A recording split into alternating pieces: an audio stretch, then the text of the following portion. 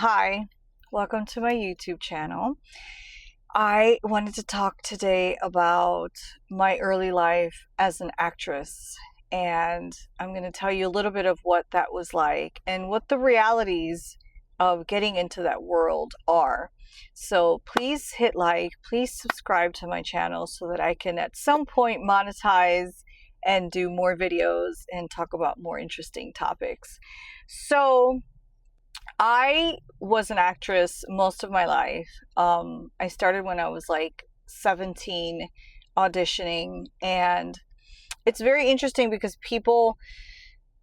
most actors that you see on TV, they come across as so normal and so like everyone else. But the thing is that they're not like everyone else. They're really not. And why do I say that? So it's just a very dark world when you are auditioning for anything on TV or even for live theater.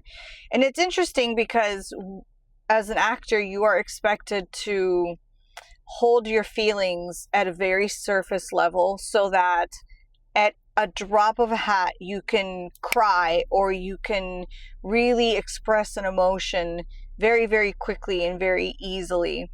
But at the same time, you're in this industry that's extremely harsh and unkind and not very mentally stable or good for you. So I remember in the late 90s, early 2000s, I would be out auditioning.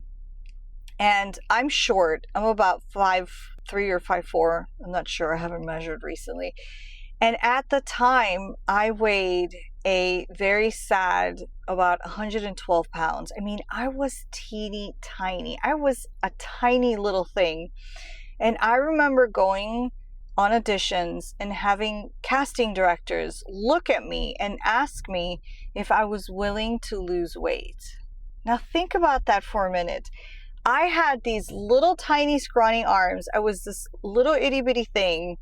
And I actually had casting directors that were casting me for a commercial or a soap opera or a small part in a movie or whatever. I actually had people tell me on multiple occasions if I was willing to lose more weight. I was a size 2. I was a size 2 and I was asked to lose weight. So that's why you see these actresses in Hollywood and they all look emaciated. They look like you can blow them and they will tip over. And it's the culture. I mean, it's so incredibly unhealthy. And even now, you see women like Jennifer Lopez, who's, a little more curvy, or you see Beyonce, and they look normal. But you see them in real life and they don't look normal anymore. So you have to remember when you're on camera, you look heavier. So TV cameras, and especially if you're like on a large screen, you're going to look huge. So these women that look normal on film, when you see them in person, they are so much smaller than you realize. And they're all much shorter than you realize, especially the men. Most of the Hollywood actors that you see on TV are very small in real life. They're very thin and they're short. And it's because cameras, they just make everything larger than life. So, you'll see like Mel Gibson and he looks like this big strapping guy on a movie screen, but in real life, he's not that tall. I think he's maybe 5'9", 5'10". He's not a tall guy. So, for women especially, I'm 47. If I were to go back to acting, which I miss and I love, especially theater acting, I would love to do it again. But the thing is, if I wanted to go back to, for example, movie acting, I would 100% be cast as the grandmother, and the best part is I'm in my 40s and they'll hire an actress that's like 10 years younger than me and I'll be playing her mother, which is crazy. But men don't have to deal with that. A man could be, all wrinkled and graying and just not look that great, and he's still going to be paired up with a 22-year-old actress at, obviously we see that in real life all the time. That's not like out of this world, but it's something that we can't get away from. So mentally, it's just not a healthy environment. And then I also remember when I used to live in New York City, I had multiple times people approach me and tell me, if you visited so and so in their hotel room, you'll get that part much faster. And that's just the reality of it. I always tell my family now, I always joke that if I would have done all the things that were suggested to me, I'd probably be a big movie star. But when you don't do those things, your career just doesn't pick up as much. And why? Well, because if you say no, there's 50 actresses behind you that are going to say yes. They're all going to jump at the chance to do whatever it takes to get that part. So it doesn't matter how many times you see actresses denying certain things. I guarantee you that probably 8 out of 10 Hollywood actresses has had to do something pretty gross to get to where they are now. And it's unfortunate, but I can say with certainty because I was in that world for so long. I mean, I used to go to this Italian restaurant when I lived in New York City, and the bartender used to tell me that if I went to that restaurant more often and I sat at the bar, that I could meet men that were going to advance my career. And basically what he was telling me is if you go home with them, you're going to get that, you're going to get whatever role you want.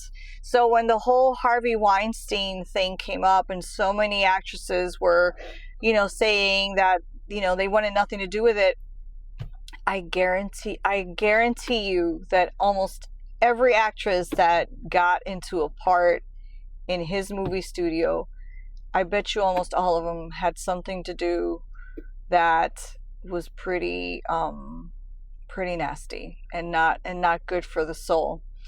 So yes, that's a little bit about what the acting world is really like. It's harsh, it's cutthroat, there's a lot of competition, people are not nice to each other. Maybe once they get to that level, they're very nice, but when you're starting out, the competition is so intense and people are, I always joke, I have the thickest skin of anyone I know. There's very little that someone on the internet could say about me that would really affect me because I literally was growing up in my late teens and early 20s, having to put myself out there and really dealing with some really rude things, and they just pick your body apart. You go to auditions and you're supposed to be there for your abilities to act, but then they're picking your body apart. You turn around, sometimes I had casting calls where they asked me if I could show up in a bikini when the part had nothing to do with me there was no scene in the movie that I had to put on a bikini, but then they would ask me to show up wearing a bikini and I would be like, I'm not